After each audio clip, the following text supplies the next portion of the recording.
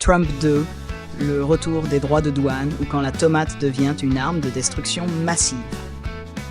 Ah, mes chers concitoyens du monde libre, préparez vos mouchoirs et vos masques de plongée car Donald Trump est de retour à la Maison-Blanche et il n'est pas venu les mains vides.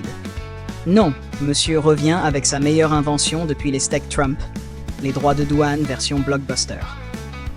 Imaginez un spaghetti western où les tomates jouent les rôles principaux et où les héros, c'est nous, pauvres consommateurs, pris en otage entre le Mexique, le Canada et l'ego surdimensionné du 45e président. America First, les autres derrière le mur. Alors Trump, c'est quoi son grand projet pour son remake de la présidence?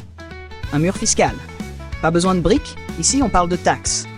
Des tomates mexicaines? Hop, 25% de plus. Un sirop d'érable canadien? Idem. Comme ça, vous y réfléchirez à 2 fois avant de tartiner vos pancakes.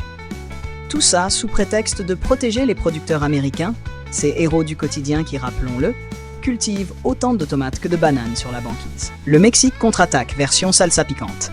Mais attention, nos voisins mexicains ne comptent pas se laisser faire. Leur présidente a prévenu. Tu veux taxer nos tomates?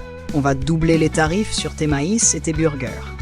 Et là, c'est la panique chez les Américains. Parce que bon, sans le Mexique, leurs supermarchés hivernaux risquent de ressembler à une fête tristounette, des étagères vides, quelques patates germées et des Doritos à 30 $ le paquet. Autant dire que le rêve américain risque de virer au cauchemar diététique. Mais Trump ne s'arrête pas là. Non, il veut aussi s'attaquer à la Chine, ce super vilain du commerce mondial. Droits de douane sur tout, textile, électronique, pommes de terre, oui, même les patates. Pendant que les scientifiques chinois bossent dur pour créer des pommes de terre résistantes au changement climatique, Trump, lui, prévoit de les taxer pour mieux protéger, quoi au juste. Les champs de patates américains envahis par des champignons mutants?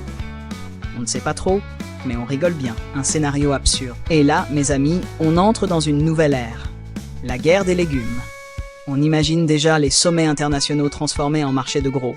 Tu veux nos tomates? Donne-nous tes patates.